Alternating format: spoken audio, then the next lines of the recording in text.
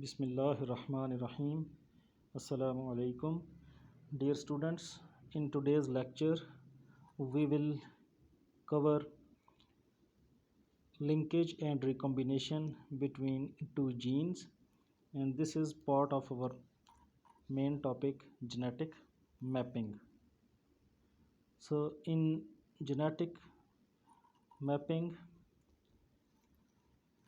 we will be covering notation for crosses involving linkage, and then complete linkage compared with independent assortment, and then crossing over with linked genes, and then calculation of recombination frequency, how it is calculated, so coupling and repulsion, and at the end the physical basis of recombination. So before going into the details of notations for crosses involving linkage, let us have a look at the notation of crosses when there were no mentions for the linkage and recombination, as in the case of Mendelian crosses, as well as in the case of epistatic and non-epistatic interactions. When we were writing the crosses, we were uh, showing the genes and alleles like this and this. For example, this is a pure breed containing both dominant alleles at both loci, and this is a pure breed having both recessive alleles at both loci. So this was our notation in the case of Mendelian as well as epistatic and non-epistatic interaction uh, involving crosses.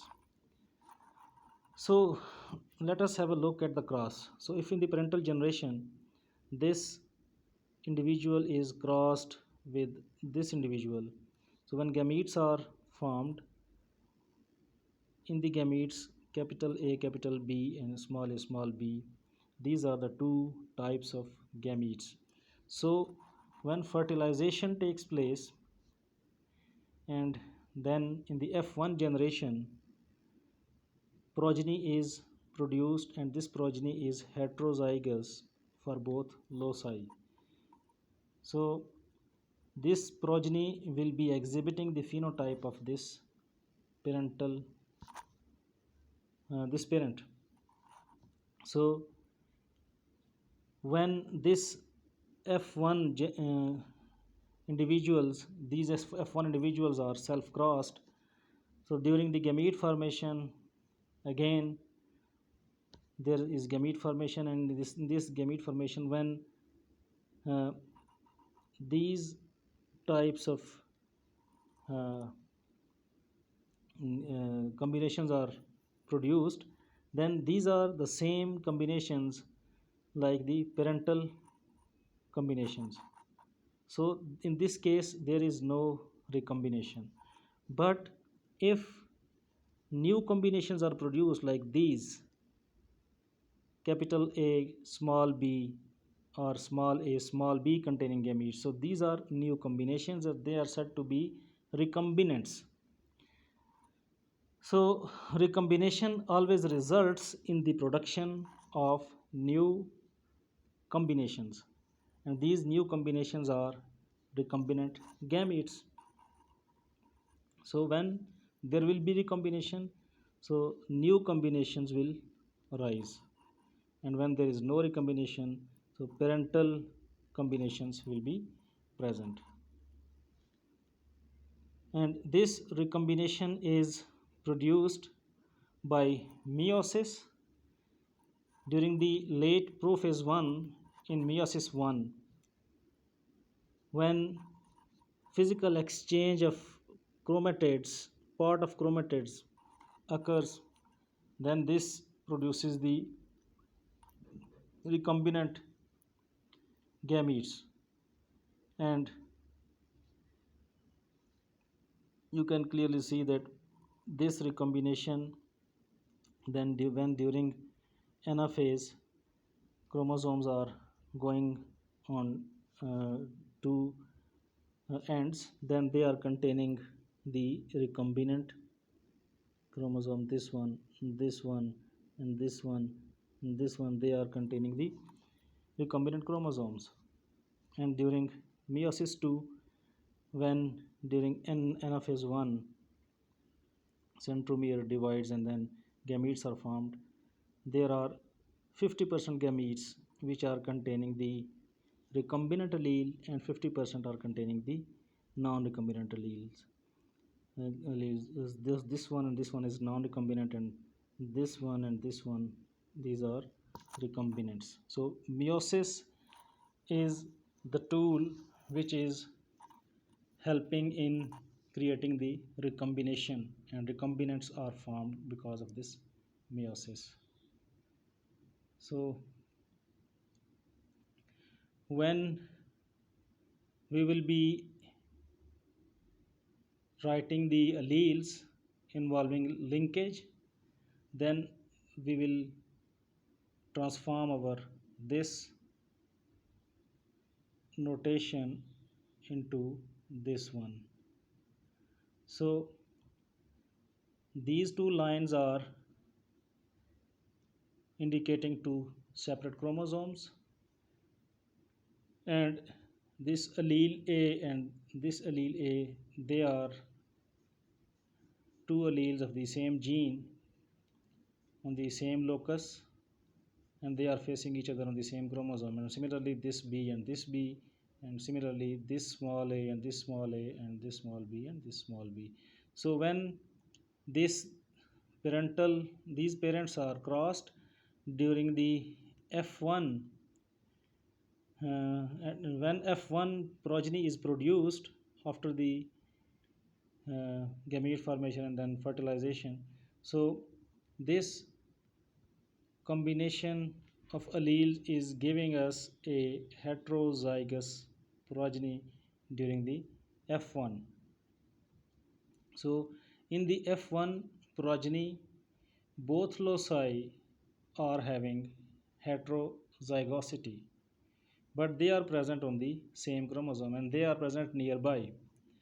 So there might be a chance that there is a linkage, and there might be a chance that there is no linkage. So when we will simplify this notation, we can also use a single line instead of double line to indicate these combinations. So when we will be writing by single line, it also means that this A allele is present on one chromosome and the small a is present on the other chromosome, and this B is present on the same chromosome on which this A is present, and this small b is present on the same chromosome on which this small a is present. So this notation can further be simplified by separating the alleles on each chromosome with a slash.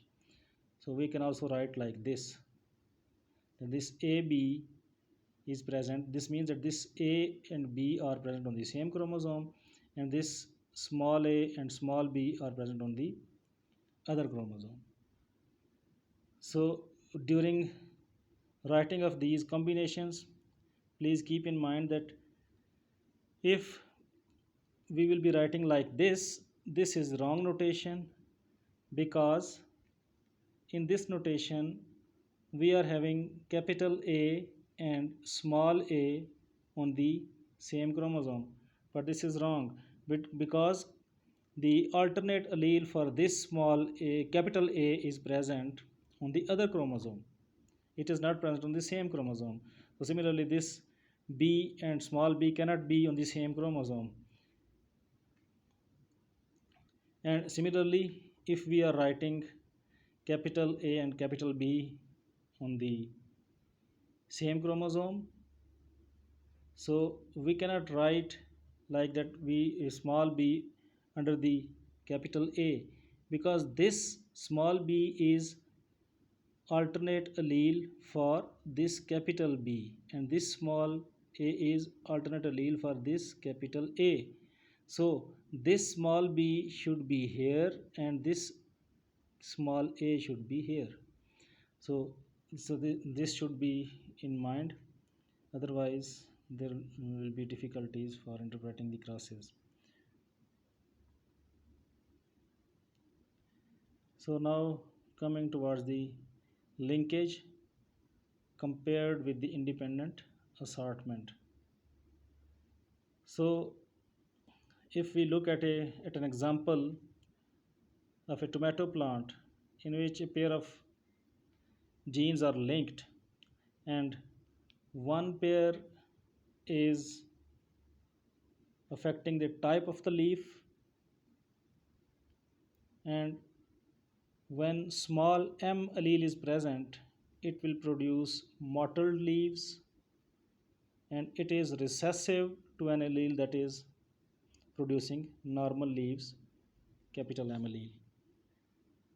And on the same chromosome there is another locus, and that locus is determining the height of the plant, and an allele small d is recessive to a capital D allele, and this small d is produces dwarf phenotype, whereas the capital D allele produces tall phenotype.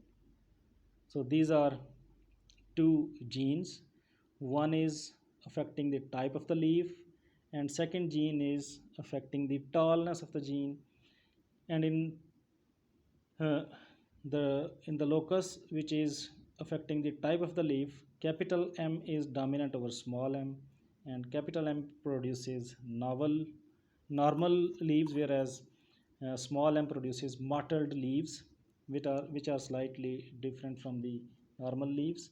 And the capital D allele produces tall tomato plants, whereas when small d is recessively present, small d is recessive allele, which is when it is homozygously present, it will produce dwarf plants.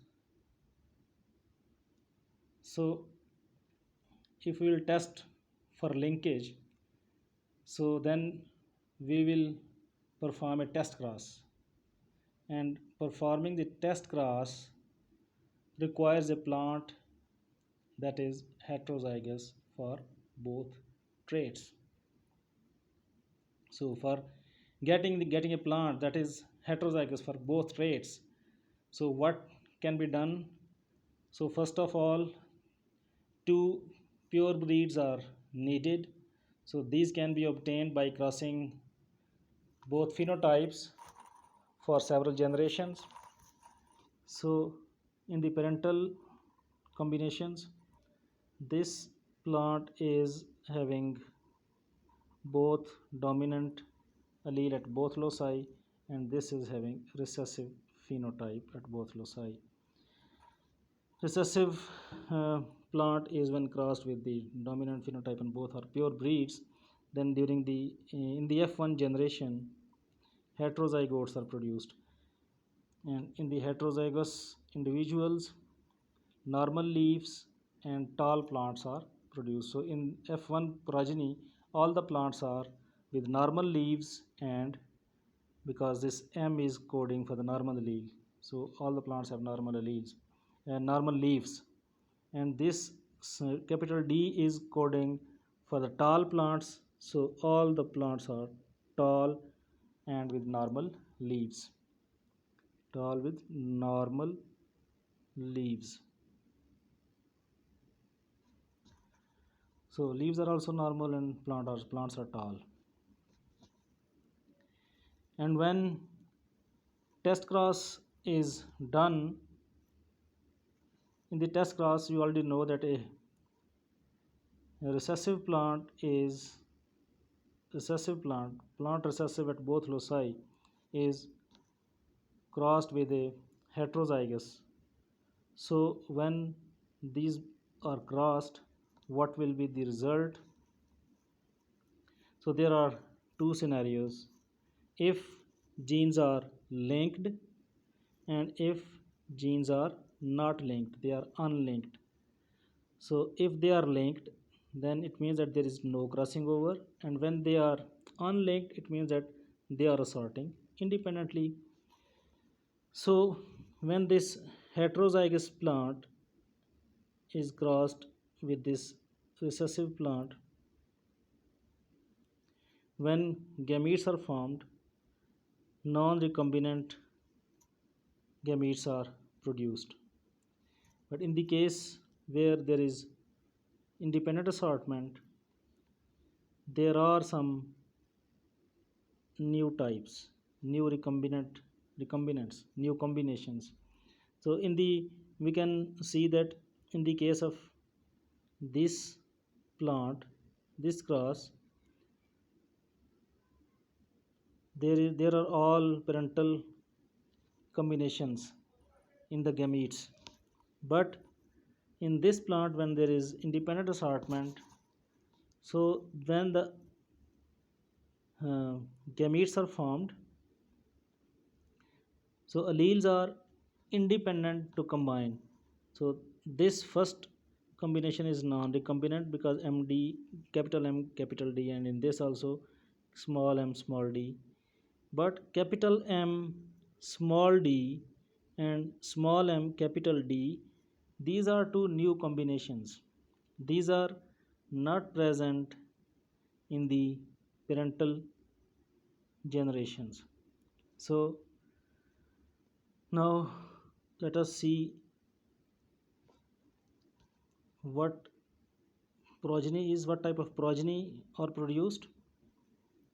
So in the case where there were no crossing over, all the plants are having combinations exactly similar to their parents. So this is heterozygous, and it is containing normal leaves and tall plants, and this is recessive, and it is containing dwarf plants and mottled leaves. So when there is complete linkage, so only non-recombinant progeny is produced. Genes are linked and they cannot assort independently. But when they are assorting independently, then you can see that non-recombinant progeny is of two types: normal leaves and tall plants, mottled leaves and dwarf plants. But there are some new combinations also. Normal leaves and dwarf plants, this phenotype was not present in the parental combinations. So similarly, small m and capital D small d, this combination, it produces mottled leaves and tall plants. This combination was also absent in the parental generation. So whenever there will be independent assortment, there will be recombinants in the progeny, and half of the progeny will be recombinant progeny and half will be non-recombinant. This half is non-recombinant and this half is recombinant progeny.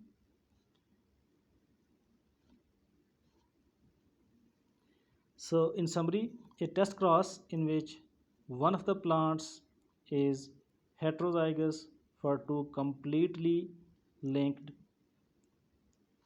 genes yields two types of progeny, and each type displaying one of the original combinations of traits present in the parental generation.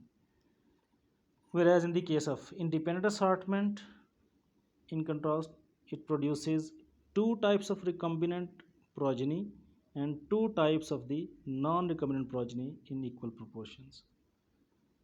So I think this is clear now. Now coming towards the crossing over with linked genes. So linkage is rarely complete. So usually there is some crossing over between linked genes, and this is known as incomplete linkage, and it produces new combinations of the traits. So when linkage is not complete, and there is a chance that sometimes recombination will happen and sometimes there will be no recombination, then there is a chance that new combinations of the trait will appear.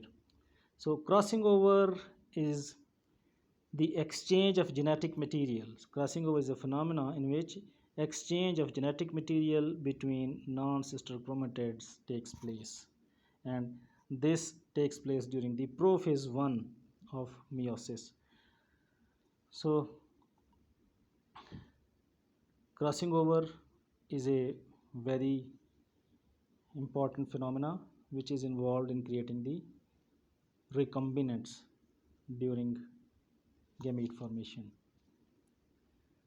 So if we look at this figure, so if there is no crossing over, same combinations are present as in the case of parental types. But when there is crossing over, then when exchange of chromatids takes place, then we are having 50% recombinants and 50% non-recombinants. These two are recombinants, and this one is non-recombinant. So if we look at the example of tomato plant, that what is the number of progeny when recombination is taking place and when recombination is not taking place, or when less there are less chances of recombination. So if we look at this cross,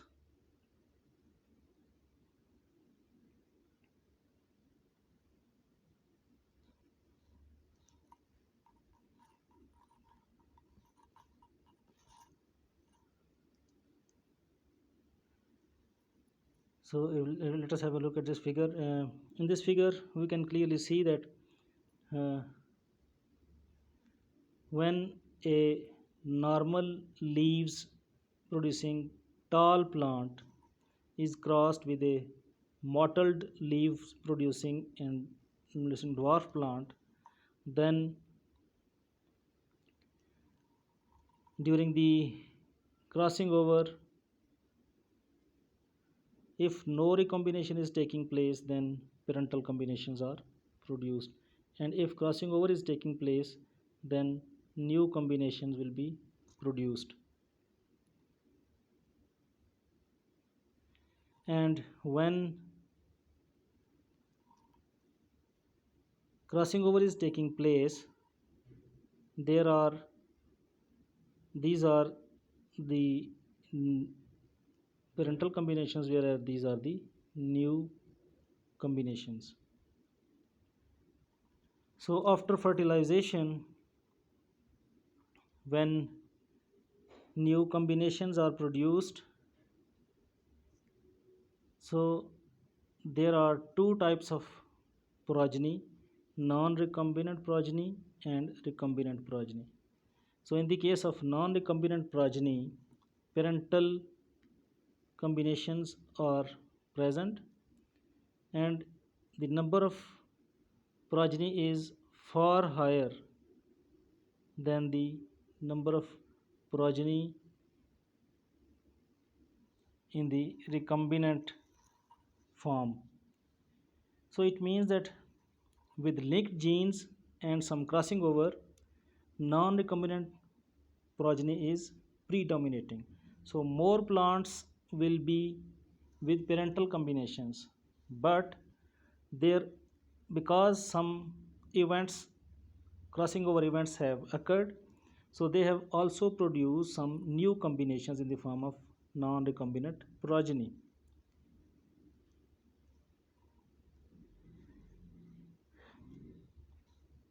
So if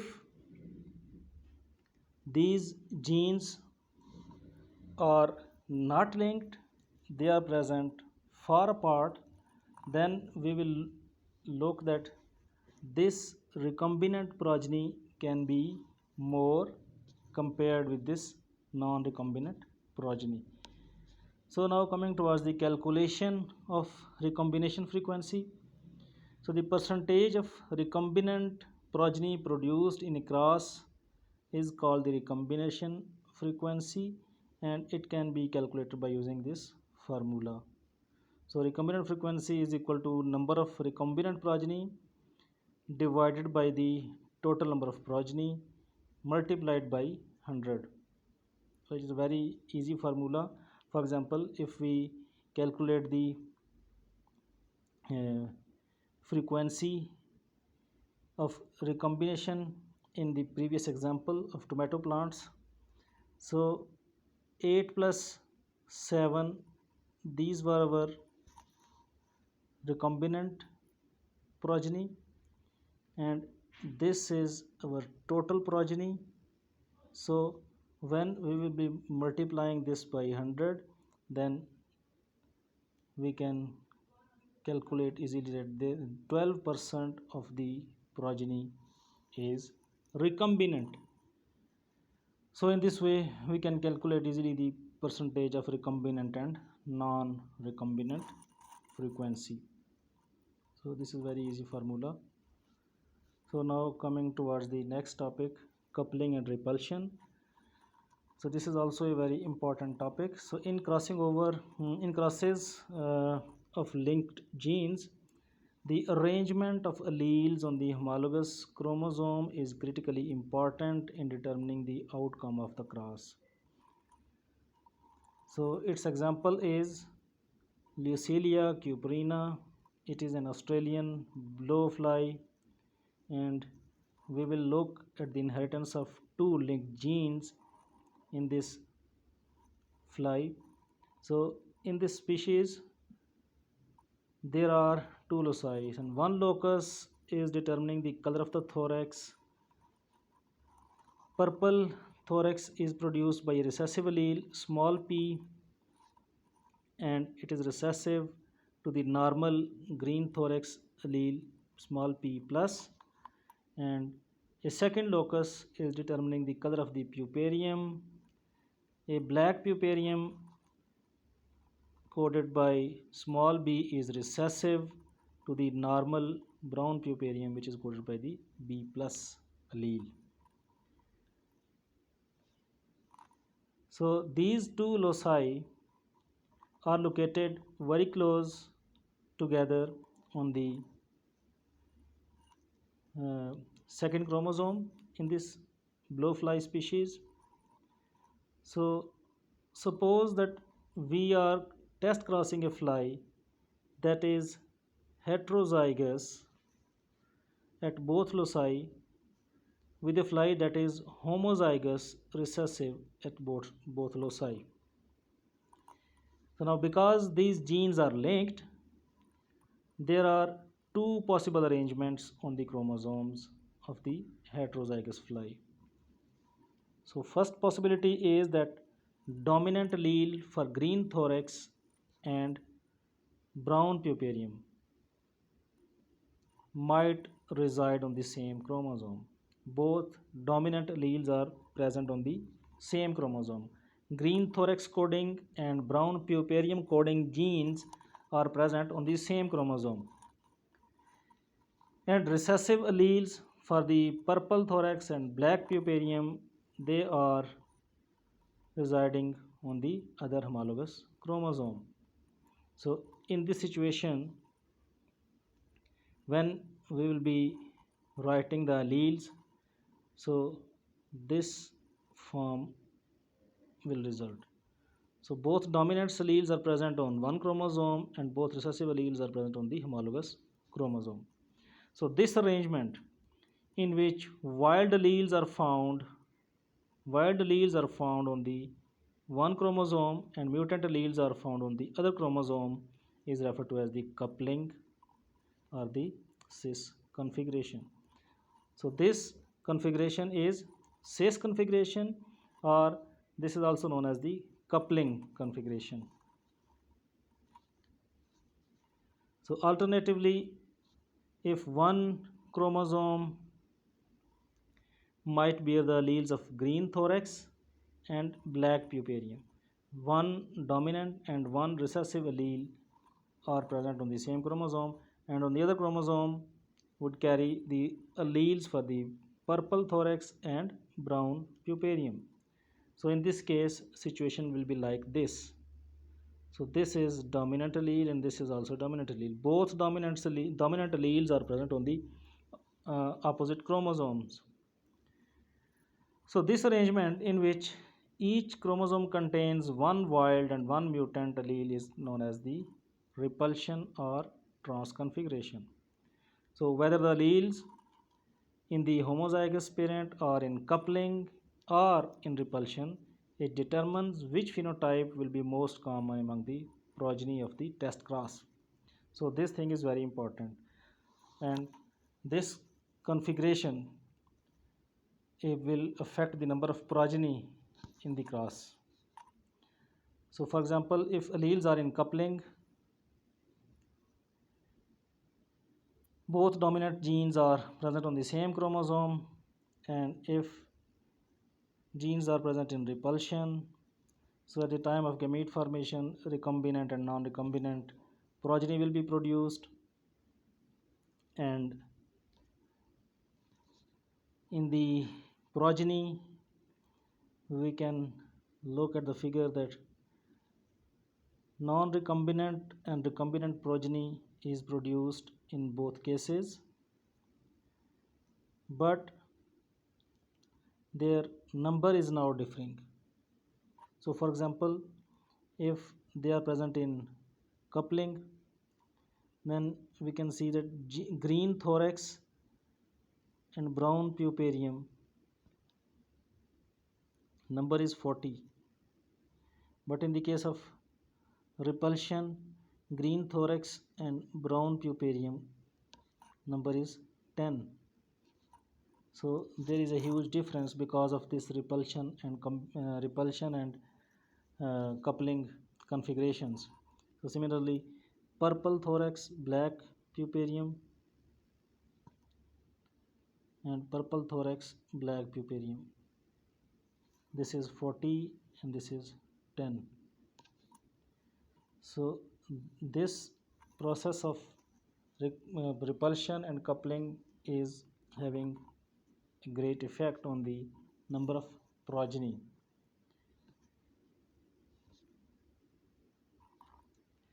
So now coming towards the physical basis of recombination. So William Sutton's chromosome theory of inheritance, which stated that genes are physically located on the chromosome, was supported by previous discoveries also. So Natty, Stephen and Edmund Wilson's discovery that sex was associated with a specific chromosome in insect species, and similarly Calvin Bridges, who was a student of T.H. Morgan, and Calvin Bridges demonstrated that non-disjunction of X chromosome was related to the inheritance of Y color in Drosophila.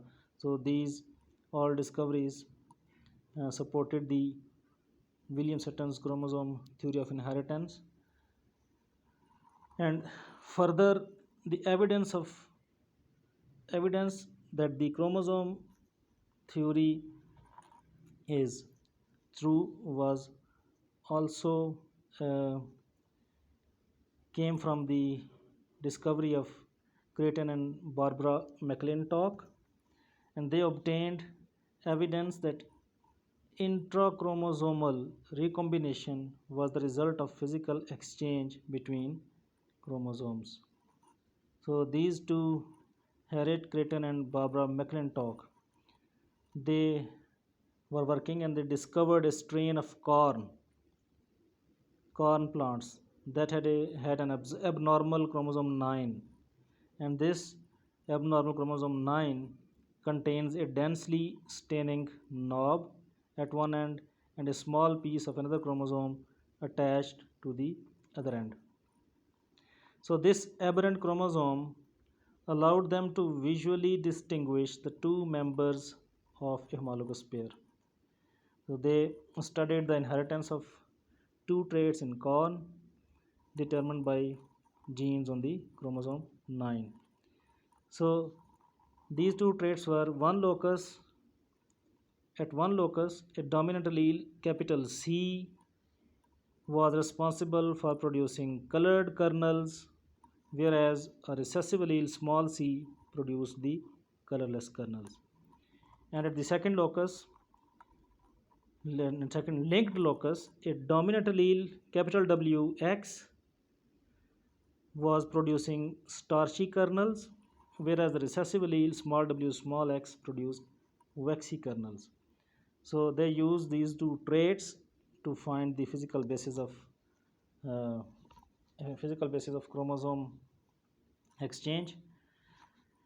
So Creighton and McClintock obtained a plant that was heterozygous at both loci in repulsion, with the alleles for colored and waxy on the aberrant chromosome, whereas alleles for colorless and starchy on the normal chromosome. So this is the abnormal chromosome. It is containing a knob which is not present on all chromosomes, and there is an extra piece of chromosome which is not present on other chromosomes, and this allele is coding for the colored kernels, whereas this uh, W capital W small x allele is coding for the starchy kernels, and this is recessive. It will produce colorless kernels, and this is also recessive. This just will produce waxy kernels. So they obtained this, and then they crossed this heterozygous plant with a plant that was homozygous for colorless and heterozygous for the waxy.